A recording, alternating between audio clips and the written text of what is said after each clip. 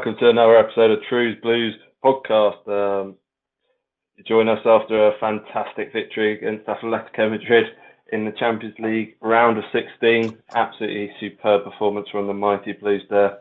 I'm actually lost for words, Kieran. I'm just so buzzing. I don't know about you, but I'm gassed. Oh, mate, I cannot believe it. We were absolutely unreal today. God, I would have kids have been going, KANTE. What a player. What a player, Just, man. he's just different gravy.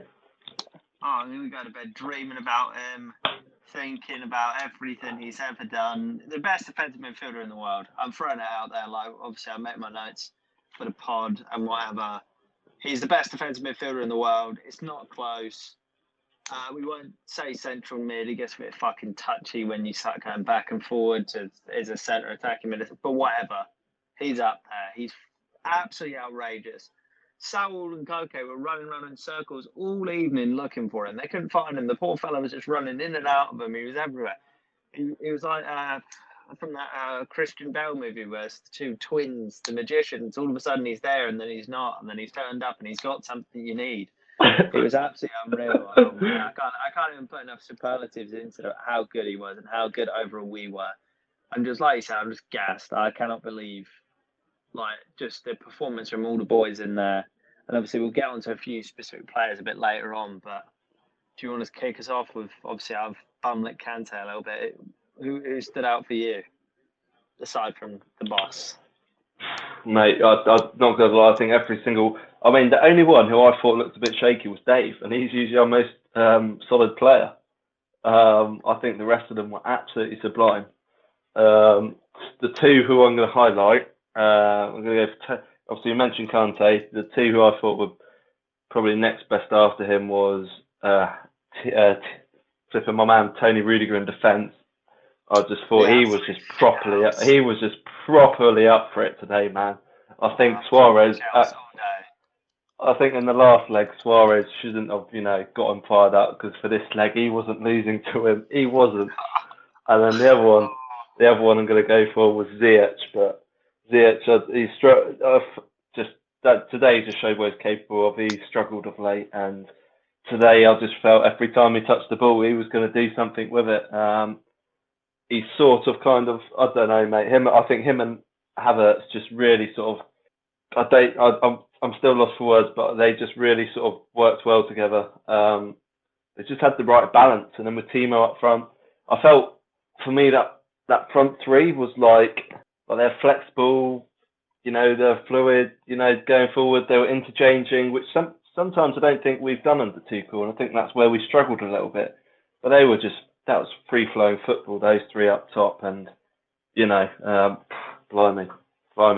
Yeah, so for me, Tony and Hakim after KANTE were the ones who stood out for me. Yeah, well, definitely, yeah. Ziyech, obviously, to begin with, we started the first half a little bit shaky, and I thought Ziyech was quite good, getting in good positions, getting on the ball, doing the things, obviously, he's been known to do at Ajax and a few times for us. Obviously, he's not had as much opportunity to show it for us, but he just... Oh, mate, getting in the positions he did, moving with the ball, and he just looked like he wanted to hit it every time. And obviously, going on the first half, we're a bit shaky, and then we put our stamp on the game a little bit. We pushed at them a little bit. They give us a bit of a sight of goal. After that, we didn't really stop going at them, and then we lead on to the first goal. See, all three boys involved, all three of the boys up top, all new signings. Ball comes to Werner. Werner pulls it back. Ziyech.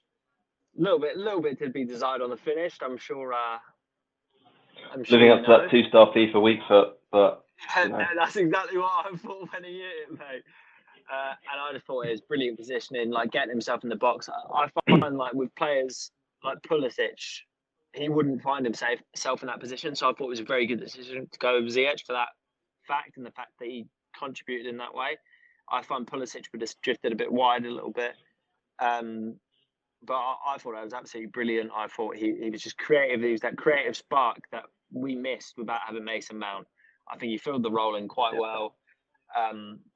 He just did a lot of things off the ball as well. His movement, his willingness to receive the ball. He pulled players away, and he allowed Reece James on that right-hand side a lot of times to break down the wing, get a lot of crosses in.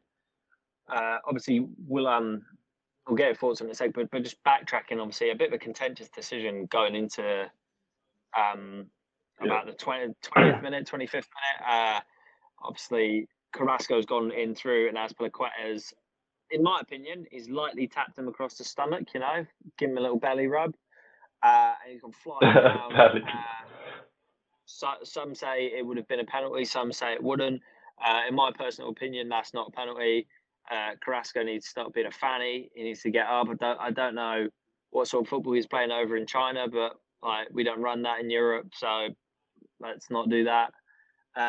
What did you reckon, mate? Do you think it was a penalty? I saw a lot of tweets and a lot of pundits saying it was stonewall, but for me, it was 50-50, and I think the ref made a good decision, personally. For me, I thought it was a penalty. I felt it's one of those ones, if it's your team, if he had done that to Timo Werner, say Savage had done that to Timo Werner, I would have wanted that given. But then, to be fair, they showed a replay at half time where it sort of suggested that he didn't actually pull Carrasco, he just put his hand across him. So that, to me, made it look less like a penalty, but I still think it was. But other than that, I'm not going to lie, I thought, I'm not saying this because he sent Savage off and whatnot, but I thought the ref had a really good game, because sometimes these Spanish and Italian teams, obviously, me being Spanish myself, I watched a fair bit of Spanish football, but these Spanish and Italian players, they do hit the deck quite easily, like Luis Suarez proved tonight. Spent more time on the floor than he did with the ball at his feet. Some say that might be just, great Chelsea defending. Others say Luis Suarez is a bit of a you-know-what. But, I thought the ref was quite strong tonight, wasn't giving soft decisions, which some European refs do, which was evident from the penalty, because, for me, that was, just a foul. Let me just put it to you this way, Kieran. If that's elsewhere on the pitch, do you think he gives a foul or not? Yeah, I think he is 10 yards further back. He gives that. He's pulling them back one-on-one. He has a word with them. But I think because it went to the penalty area, I think he was a bit sceptical about Carrasco's intentions of actually trying to get to the ball. I think that might have been it. Yeah. I would. Maybe that's a great shout. Maybe that's a great shout. Did of course. Did he look like he wanted to go to the ball? Like me in a position, if I was a referee at that point, I would be waiting for him to go down, kind of thing. Like you said about Spanish and Italian teams and what have you, I'd be looking at, is he actually going to go for the ball? Like if he goes down taking a shot or swinging his leg at the ball, 100% ref gives it every time. Maybe the game goes differently. Suarez steps up, he buries it. We're on level playing field, and we're not just banging at him the whole game. But you look at him, the ball's slightly in front of him. Carrasco's known for being rapid, like playing for Belgium, Atletico Madrid. Obviously, people know from playing FIFA or whatever. He's rapid. How he's not beat Azpilicueta to the ball and got in clear shows to me he was looking for the penalty. So I think the ref made a good decision. All he wanted was a penalty, and that just really summed up their performance tonight.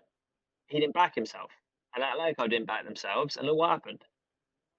The only time they threw the game at us was in the 90th minute, and we'll get onto that a little bit later. But yeah, personally, I don't think it is. I see where you're coming from, where he's touched him, and obviously that could look like he's grabbed him, but to me, it's a love tap. Just a bit of affection.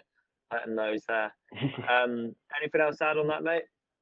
No, I don't think so, mate. I think he actually made a couple of good points there, to be honest, mate. But I will just say that they didn't deserve to get the penalty. They looked sharp for the first 10 minutes, but after that, we just completely battered them. Yeah, absolutely, mate. Absolutely. I just think we were everywhere. Obviously, going into the first goal, I've given a brief overview of that. Tell me more. What do you think about the first goal, the move, the boys being involved? Tell me all your thoughts, feelings. Love your feel for it all. Well, I do listen to a few other Chelsea podcasts here and there, and Chelsea YouTube. There's got some good guys out there.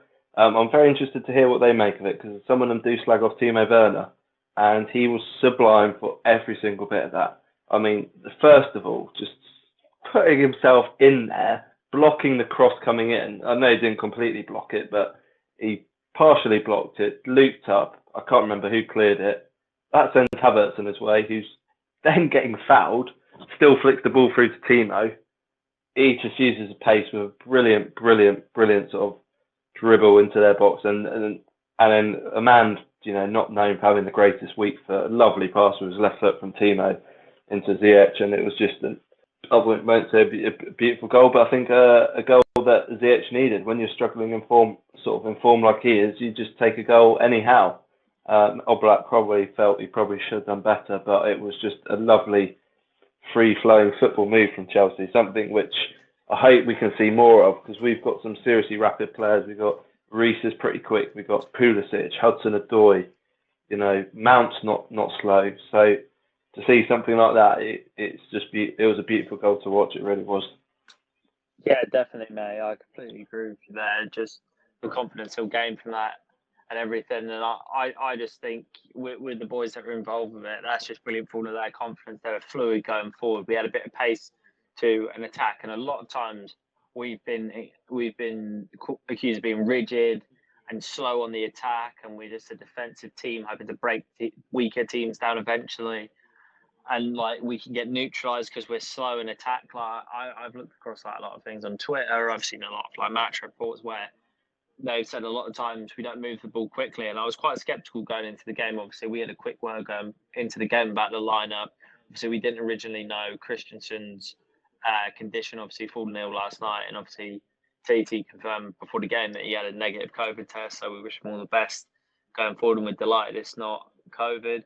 But I was a bit sceptical with everything in the game. And I thought today our biggest loss, and I've sort of jumped ship here because obviously I hated him the whole start of the season.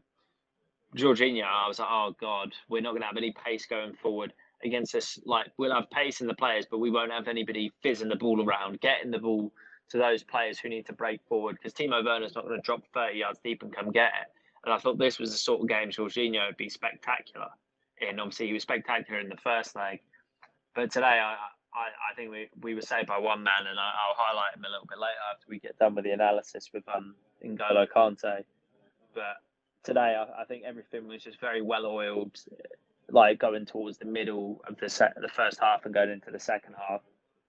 Then obviously we start the second half. We start pretty strong, and as a lot of the pundits and the commentators said, we should have had a second goal of a variety of times. I thought we kept the press up quite well. We took the game to them a lot more at the start of the second half. Sorry, Timo Werner obviously getting a couple of chances in there. Unfortunately, obviously not to get a goal today, but his improvements over the last few weeks of just his involvement, I think, have been superb. I don't know what you think. Obviously, we spoke about it before, but it's just his runs today. He's so quick. He's finally using that. Steve McManaman made a great point about when the game slows down, that doesn't suit him. He needs end to end, play a through ball, and he just sprints 30 yards onto it. And you saw it from the counter attack. What do you think of Timo today, and as of late, just the difference in his game and the confidence he sort of gained in the last few weeks? I love him, mate. I absolutely love him. I think people been very quick to slag him off. I don't know. Obviously, he's not been at his best. Don't get me wrong, but I just love what he can offer. He can play sort of if you wanted to, he could play in left wing.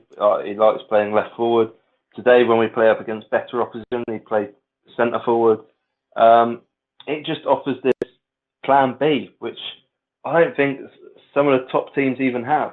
I don't have enough sort of knowledge of German football to really talk about Bayern Munich, but if you took Lewandowski out of them, I'd like to see their plan B. I think they still would be good enough, don't get me wrong. I think Müller would probably be their plan B up front, which he's a great player himself. But if you look at other teams, Liverpool is a prime example where sort of I think they actually missed out on him, and it was a poor decision from them, because if when they're struggling, they don't have anyone else to go to from Bobby Firmino. They got Origi, but Klopp clearly doesn't trust him.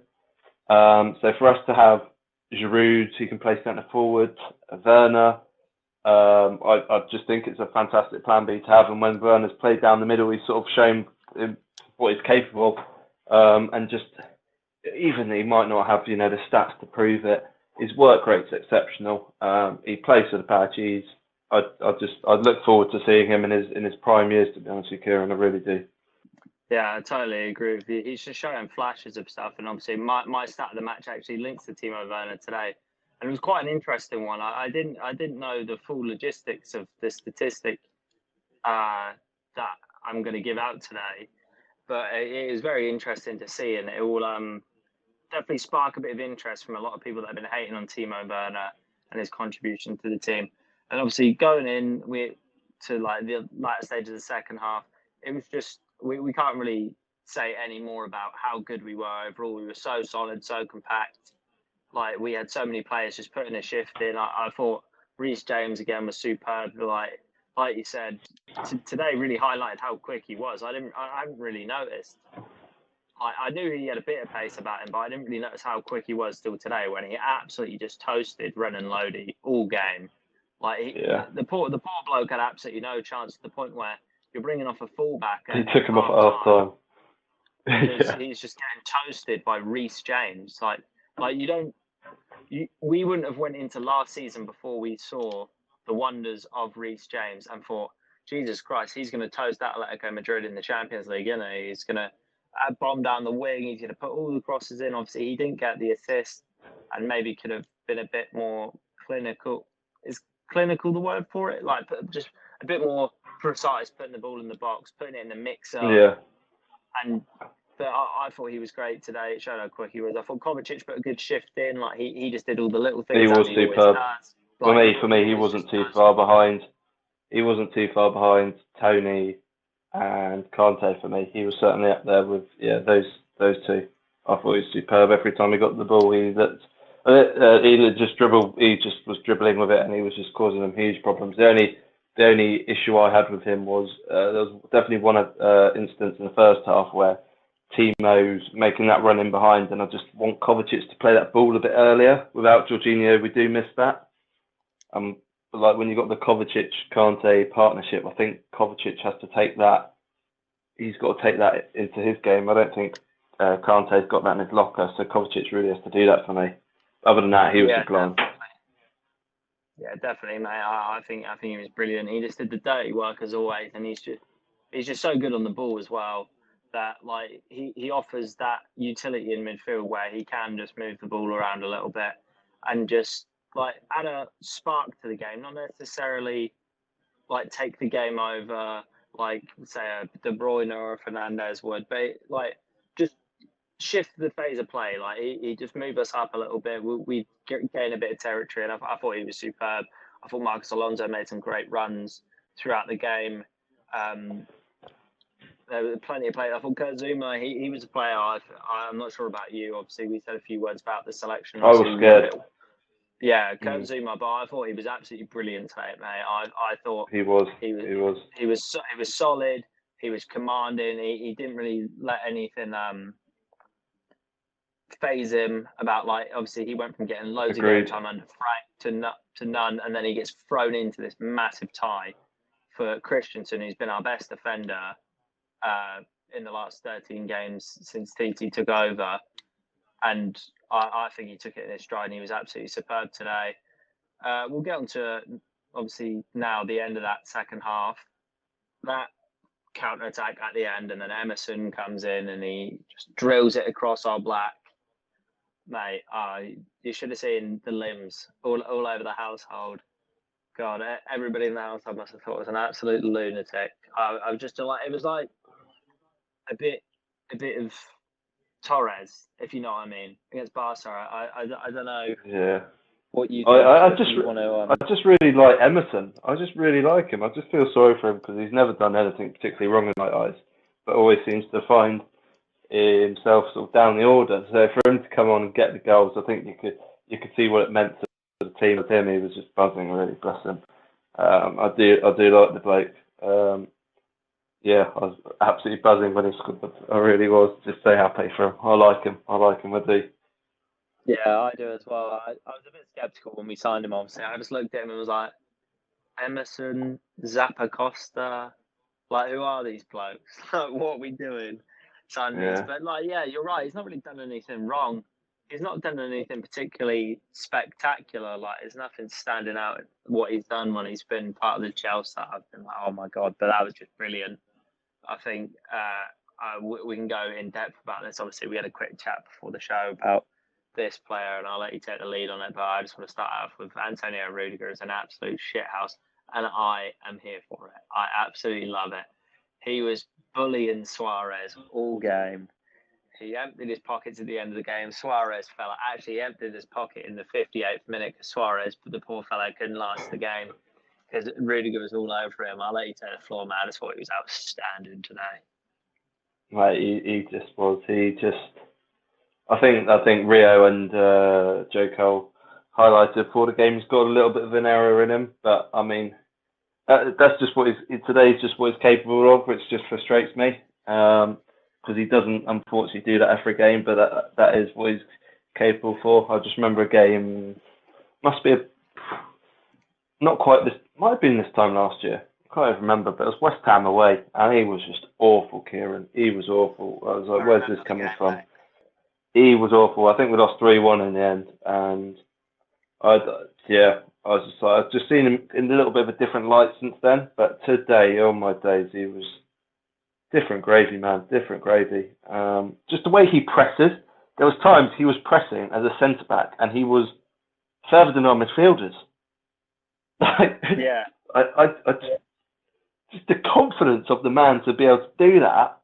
The trust it shows that it shows that if he even messes up, his team will back him up.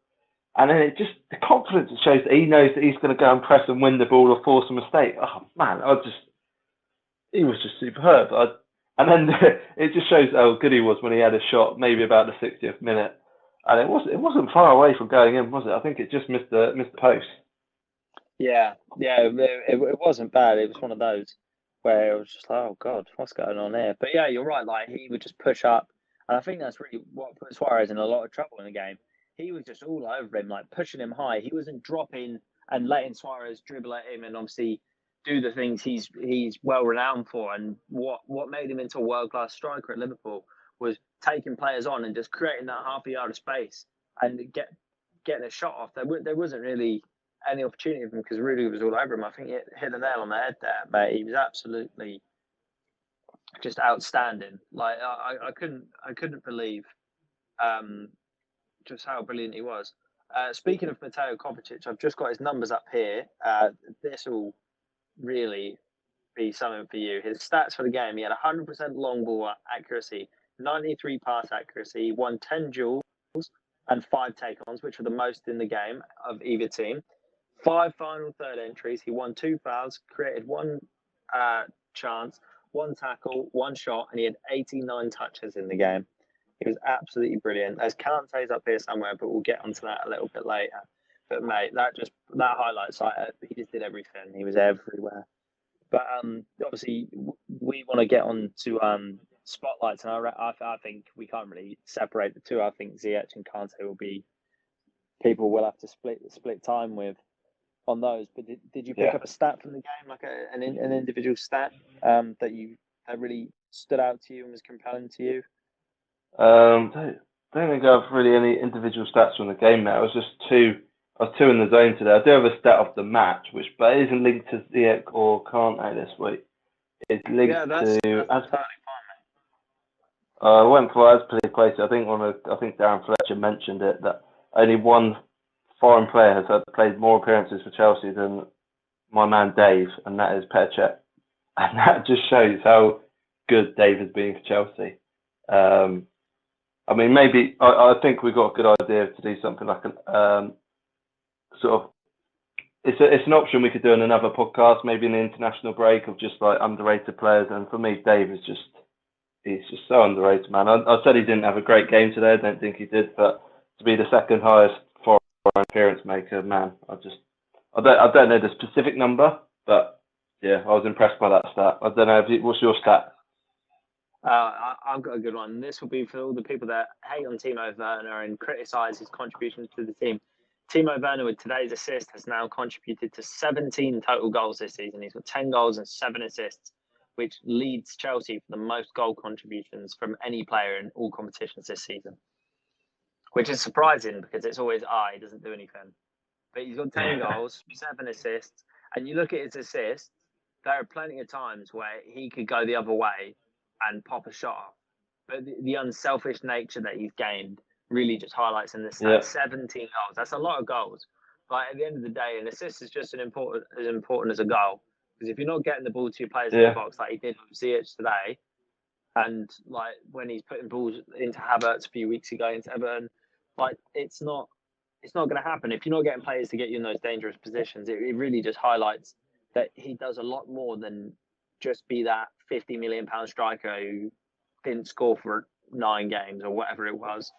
But I think when you think about it as well, like the players playing around him, like we're going to touch on him in a minute, but Havertz obviously has been struggling. But that's probably a good moment to sort of talk about him now. Ziyech, he's been struggling as well. So when it's not just as if one strike, like when we had Torres, it was, in my opinion, it was kind of just him who was struggling, if you know what I mean. For Timo, it's just kind of been like, there's been a few players who've struggled, like Pulisic has struggled, you know, sort of Mount has been our shining light going forward. But I just thought Ziyech sort of going away from Timo a little bit now, but I just thought Ziyech was sublime tonight. I just really thought that's why I bought him. I don't know what the big difference was tonight. Maybe it was, like I said earlier, about the free-flowing football that we were able to play with him and Havertz, I think. I don't know, but he was just sublime. Yeah, definitely, mate. I just think those two are traditional 10s. That's really how we bought them, and they're sort of versatile in the way they play. And they were playing in that 2-10 set behind Werner, and they were just sublime. They're very good players at like roaming into space and just finding gaps and just creating from those gaps. Like they mentioned early on in the punditry before the game. I'm not sure if you watched into that point of it, but Ferdinand compared him to a bit of like a Berbatov. He just. Oh, did he? I didn't see that, unfortunately.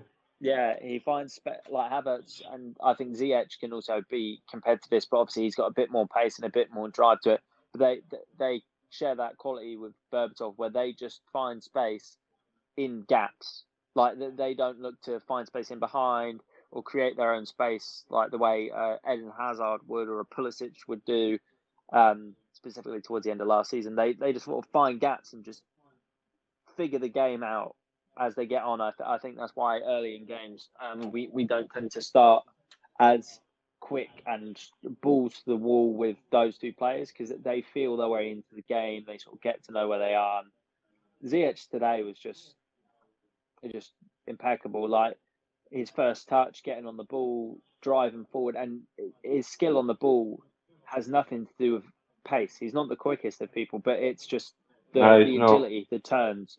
Like sometimes when he's on the ball, you can't really tell where he's going or where he is. And sometimes I do sit there with my hands on my head going, what is he doing? And then all of a sudden, the ball's in a good position for us. I'm like, oh my God, where did he get that from? I saw somebody on Twitter compare him to like a magician early on, and I was just like, I can't believe it, mate. He is just playing absolutely brilliant. And I think personally, bar that Sheffield United game earlier in the season, I think this is by far his best performance for us. Agreed. Just terrific, really. Agreed. Yeah, he was very good. So I think it's time to shift on to a player that was your man. Given man of the match, my man, as I crowned him prior to the game in St. Patrick, KANTE, in memory of the very special day to me today, being St. Patrick's Day. Oh, mate, there's not enough words for how good he is. And I'll say it now, and I've said it before, and I'll say it 100 times over. He's absolutely, without a doubt, it's not even close, the best defensive midfield player in the world. He is just outrageous. He was everywhere. Touches, winning the ball back. What can't he do? I just don't know. Yeah. The classic pun. But he just absolutely, like the way we were talking about on the weekend about Leeds against us, he just absolutely neutralised everything João Felix wanted to do. He's that young spark plug wonder kid. They've had a fortune for him. And he had a torrid time today. He was dropping a bit. I did feel for him, though. I did feel for him. Like I think one of the commentators mentioned, and I completely agree. Like I thought he was the better one out of any of the Atletico Madrid players, but I do feel like that team's not set up for him at all. He just, in my opinion, he shouldn't be at that team. Yeah. I don't know what your thoughts are on that. But... He seems a bit out of place there, and obviously he's yet to make a huge impact on the game. He's played pretty well this season. He won Player of the Month early on in the season. He scored a few goals here and there, but he dropped off a bit. I think the purchase of Suarez really stunted his growth. I think a lot of times players like that need to get full first team football playing up front, and obviously they don't trust him as a true number 9. Bringing Dembele in from Lyon as an option, but I just think today was an opportunity, especially with Suarez having a torrid time, for him to really just grab the game by the balls and just take it to us. With all those creative players around him and that solid defence at the back, he had a lot of opportunity to do a lot today, and I think a lot of his issues, especially today, came from KANTE, who was just all over him. Every time he got the ball, KANTE was behind him. Obviously, he had that one shot that deflected off Dave Mendy, made a pretty good save from him. But other than that, he had nothing. KANTE was just everywhere, winning the ball back, making passes. I love how in the 90th minute when we went down the end for that Emerson goal, and KANTE outpaced 3 of their players. I knew he was quick. Don't know how he had that pace in him at that point in the game, honestly. That's what it is, and I think that's what sets him apart from other midfielders. And other midfielders of a similar style to him is nobody's got the engine he's got. I'm sorry, there's absolutely no player in the world with an engine like that. He's the only man I've ever seen sprint for 90 minutes. And the only time he slows his game down is when he feels like it. He doesn't need to. He could sprint all game. I've been trying to look all game for his heat map for the game, like the amount of places he covered, the touches he took and everything. I can't find it, but I'll be sure to throw it on the Instagram later. But he was just the man today. I think he was the difference maker. I don't think any Atletico Madrid team of the past 7-8 years could have went up against us today and beat us. Today, I just thought with the way he played, we looked like a side that couldn't be touched. We didn't even feel worried, in our style of play. I don't know how you felt about that, but with Zuma and Rudiger playing the ball around the back. Our wing backs essentially were nowhere near the defence for almost the whole game. No, that's a good point. Time in the opposing penalty box. We were so comfortable with those 3 that they were constantly playing the ball around the back, and I think KANTE was absolutely brilliant. I don't know if you want to add anything to just that 10 out of 10 performance, but anything you want to pick out in particular from what he did today, just to win us the game, essentially. He just did so much, so good that you just can't, in my opinion. I think he's been, even under Frank, I thought he was still our best player, I think. When we were top of the league at Christmas, Frank was playing him in his role, the Makelele CDM role, and he was outstanding then. Then, did he get injured? He might have picked up a little knock. I can't remember. He and then a groin injury over Christmas. Yeah. Then Frank got sacked. Then I don't think he started straight away. Did he? I don't think he started straight away. No, he didn't. He spent a lot of time on the bench under TT to begin with. It was because I think it's one of them where they're worried about that injury, aren't they? He's had a reoccurring hamstring injury, I think, in the last year or 2 now. So I think they are cautious with him and they only want to use him when they have to. But that's the perfect thing about our squad depth, mate. We've got Kovacic and Jorginho who can fill in. Before, it's just been Jorginho's playing. That means we've got defensive liability there. I mean, he still is, don't get me wrong, he still is, but he's offering so much more to the game that and other players are stepping up that they can cover up for his defensive incapabilities. But yeah, it's a beautiful thing to have, because even if we can just rest him now and then just save him for the games when we really have to use him. Which, I mean, we're fortunate. Coming up, we've got some easier games. I think we'll touch on it in a minute. Sheffield United in the FA Cup on Sunday lunchtime, and then I want to say we've got Crystal Palace, West Brom, Brighton. For the next 3 Prem games. Yeah, we've got West Brom at home, Crystal Palace away, and Brighton away, and then we have I wouldn't necessarily say a hard fixture to sort of round out April. but a testing fixture around the final Champions League spot with West Ham away before we get into a tough stretch to close the season out.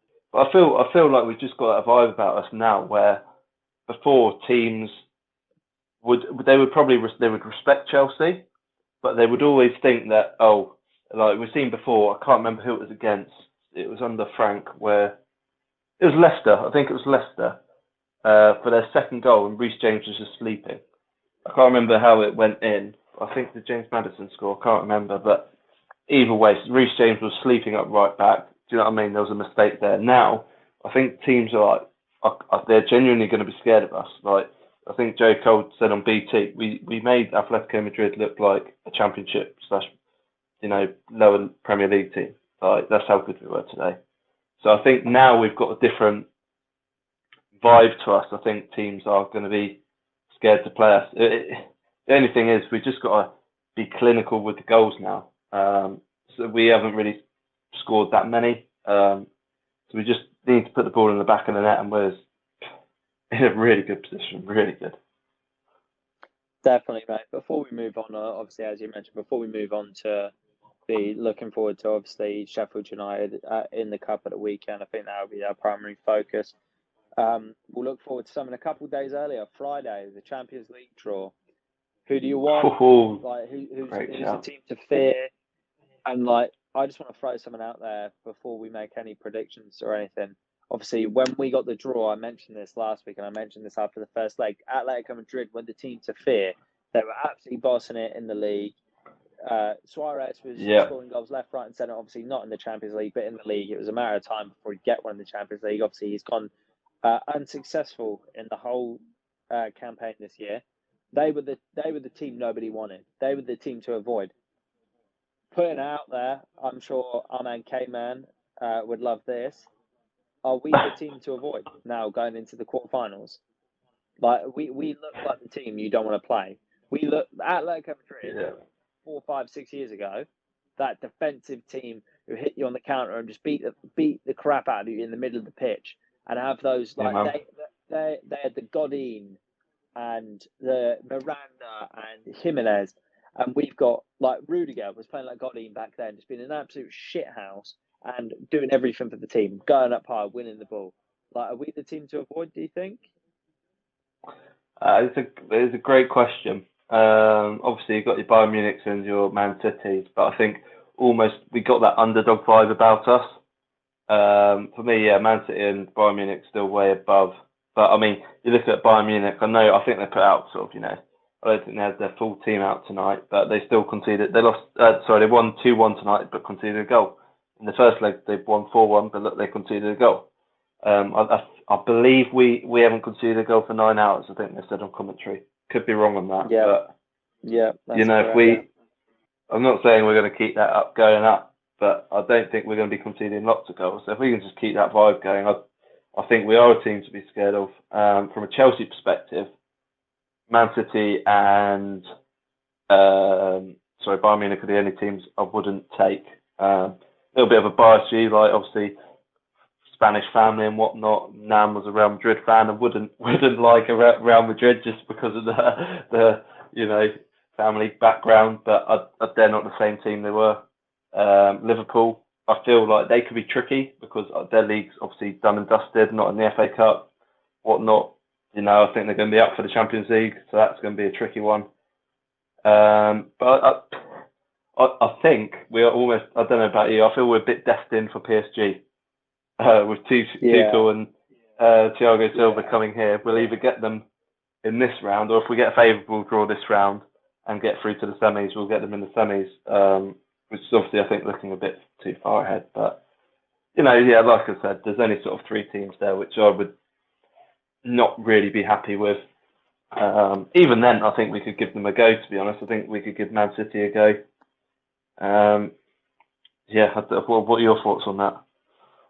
Yeah. Just as on that point there. So the Friday will be the quarterfinal and semi-final draws. So they will draw for the teams in the next leg. So I had a bit of the same vibe as you, mate. It's the we look destined to go back to PSG and do this shit all over again, like we've done before. We've got the wrong manager, we've got the wrong captain. We just need Demba Ba back. Yeah, we're solid at the back, and I think really our biggest test would be PSG. Personally, I think a Bayern Munich are a solid outfit overall. I think a Man City are a solid outfit overall. Real Madrid, obviously not the same team they used to be, but PSG, mate, like a real test for how good we are defensively is having Mbappe and Neymar and Icardi, Di Maria, those attacking talents going at us. Really, they've got two of the. But I just feel their defence, 5 best players. Their defence isn't up to it. I could be wrong, but I just don't rate the defence and I don't rate the midfield. I think we could outdo them on both. I'm not a big fan either. But I just think that attacking talent could cause us a bit of issues at the back. But yeah, you're right. I do ideally want to avoid Bayern, especially after last year. I do want to clear something up though. So basically, Man City is out of the equation because they're just going to get Porto. That is how Champions League quarter-final draws go. Man City get the easiest one. They're getting Porto. So that's 2 teams out of the hat gone. So then I think after that we're probably looking like we probably want a Dortmund. I don't know. Obviously they got Haaland. He's a goal-scoring machine. But I think Dortmund have mistakes in them. They conceded 2 goals in each leg, I want to say, to Sevilla. I could be wrong, but... Yeah, you're right. Maybe that. I'm going to put it out there. Yeah. I want Liverpool. I want Liverpool in the next round. I know you said they've got nothing to play for in the Champions League. I just want them. I just want to grab them by the head and slam it into the ground. I want Tuchel to come in and take the tiny little crown that Klopp's got because he finally won a trophy, like a domestic trophy. Yeah, I get it. He won the Champions League. Take the little crown off his head. He's the best German manager in the league. Yeah, not anymore. Like, I want Tuchel to come in, grab Liverpool by the head and slam it into the ground. And I want Liverpool in the next round. On the topic of Porto, though, I don't really fancy Porto, really. Like, I don't fancy getting them. I wouldn't want to go play away to them. After, like, that's what my mate said. My mate said you watch them, they are solid. They're a solid side. I did actually watch them a bit against Juventus. And I want to say his name's Oliveira in the centre mid. The guy who scored the free kick. He was sublime all game. He just got that swagger jagger to him. Like, he's got the shimmy. Yeah, I don't know. He just plays football in a beautiful way. Right. What I've thought was outstanding from that game and what's quite scary is your ex-Real Madrid man, Pepe, was rolling back the years. He was absolutely unbelievable. Like, he had Dybala and Ronaldo in his pocket. He was all over the place. He was just absolutely ridiculous, man. Like, his position in attacking, like, Rio Ferdinand did a fantastic analysis of it. I'll have to find it and send it to you if you've not seen it. He did an analysis of just Pepe, not them defensively, literally just Pepe. And it was outrageous. But yeah, he was very good. I want Liverpool definitively. Who do you want? If you could pick anybody, if you're not convinced that Man City are destined to get Porto, if you had to pick one team, who do you want? Do you know what? I'm actually going to throw it out there. I want PSG. I do. Yeah. I think Tommy T will be up for that, man. I think Thiago Silva will be up for it as well. And I feel like it's a tricky one, but yeah, I'm just not convinced. Pochettino, obviously, touch wood. I've got some wood here. You know, the bloke, I don't think he's ever won a trophy. It could continue that way. We don't know. They're not doing very well in Liga 1. I think they're second, which obviously is still good, but by their standards, it's not. So, yeah. They've got 500 million to spend every year on players. They should really be winning that league comfortably every year. Don't get me wrong. They could beat us. Yeah. Oh, yeah, 100%. They could. Yeah, they could. Don't get me wrong, but I just feel that would be a fantastic tie. It really would. But I still back us to beat them. We get teams like that. We get the Atletico Madrids. We get the Barcelonas. We get the PSGs and things like that. And obviously PSG, if not Barcelona, out. So we're not going to get Barca this year. So you might be right. It might be destined for us to get PSG. So moving on, obviously, into the final segment of the show before we wrap up with. Yeah, just before that, that's who I did. What I just wanted to say, that's who I would have wanted. I wanted them in the round of 16. I did want Barcelona. I just wanted to just give them a beating, but yeah. Beat them now. Well, they beat a dying dog with a dying dog with a stick or some shit like that, whatever the analogy is. But yeah, it's it's unfortunate we don't get to beat them when they're playing the way they are now. Obviously, we're going to move on to the last segment. We're going to look forward to obviously our next fixture, which is Sheffield United on Sunday in the FA Cup. How do you think we're going to line up? First of all, obviously we've had a big run of games recently, and we've had a huge victory tonight. How do you think we're going to line up? Do you think some of the younger lads are going to get a run out, like Billy Gilmore, players like that? Do you think they're going to get runs out, and we're going to play a weaker side? What do you reckon? I don't think he'll play a weaker side. I think he'll give some of the guys who haven't played as much, which is tricky because I think in some areas we do have a few, obviously. So I think Kepa will start in goal. I think Zuma will start. I think Dave will start because I don't think he'll go for an international break. He'll have an international break. He won't. Spain's called out, and yeah, I haven't seen his name about, so I presume he's not been called up. I think Emerson will actually get a gig. I know he played centre back against Barnsley, which didn't particularly work out well, but I think he'll probably get a similar gig, to be fair. Chile, I think, will get a go. And then, like you said, Gilmore in midfield, probably with Jorginho. I think he's been, rested today. Pulisic will get a gig, I think. I won't be surprised to see Kai Havertz getting another go, just to build up that match fitness. He hasn't played actually that much for us until recently. And it looks like Cal. I think Cal will get a run out, so he didn't play today. It's always hard to preview an FA Cup game because you just A, don't know who's going to play, and B, it's just sort of a different vibe to it. It's a bit more relaxed, isn't it? Even though it's like FA Cup, everyone loves to win it. Oldest trophy in in football. It's just a really hard game to sort of look forward to in a way.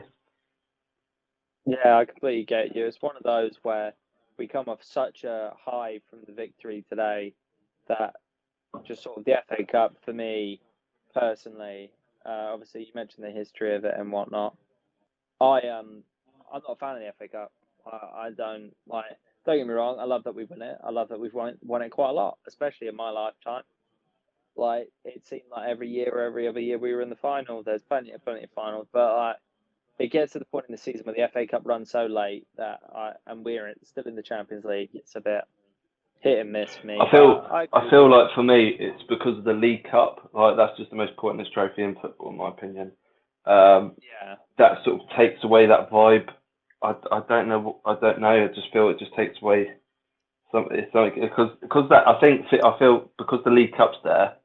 Like obviously teams rotate in that, but it's still extra games, isn't it? So that means that teams actually have to rotate in the FA Cup. But for me, without fans there, it's a bit dead. You look at games like last year, we had Liverpool at home midweek, I want to say, and that's what the FA Cup's about. That was actually a brilliant game. Billy Gilmore did his thing, and even Ross the boss finally turned up for a game. Yeah. Does that every once in a while, but that's what the FA Cup's about. With fans, it's just a bit dead. On a jinx it, Sheffield United could give us a really good game, end-to-end stuff.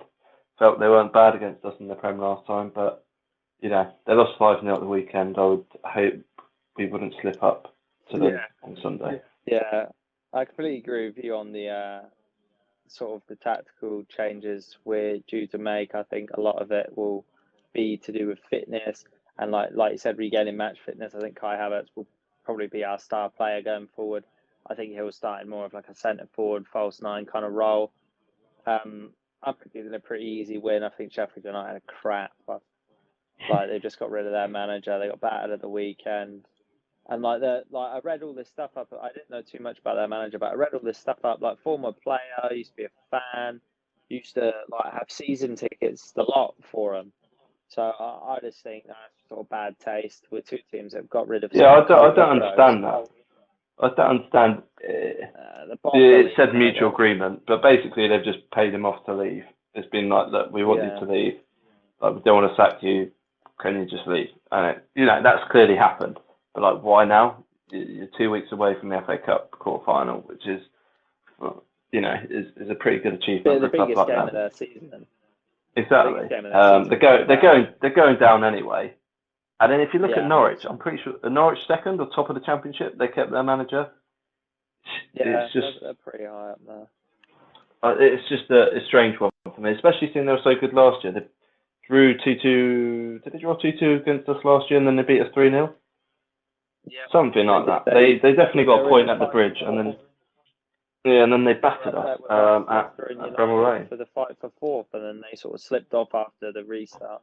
But I think it'll be a pretty comfortable game. I don't think no matter who we start, who we bring on, I think it's just a good opportunity for maybe Timo Werner to just come in, grab a couple like that. That's my I think situation. could do with a goal there. To be fair. Yeah, Giroud, Timo, just anybody who could do with a goal, a bit of confidence, what have you. I think Ziyech after today, I think he need to get rested. But like Pulisic is another player who could do with a goal. I think it'd be a pretty comfortable win. I'm going to go with we're going to win 3-0. I think we're going to keep the clean sheet streak going for a little bit longer. What do you reckon?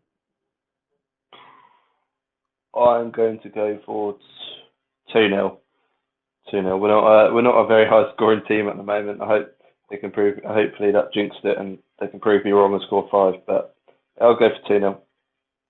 Yeah, a pretty standard sort of like 2-3-0. Nothing mental. Not like a 4-4 draw. We win like 8-0. But yeah, I think that's it, and I think that wraps up a great Wednesday night in London for us. A reminder to everybody, London is blue. Subscribe to us on our YouTube channel. Follow us on Instagram and Twitter at truebluespodcast and then at truebluespodcast. And I think that wraps everything up for the week. I'm going to go finish my evening celebrating St. Patrick's Day and a beautiful Chelsea win. And we'll see you all next week. Toodle pip, guys. See you later.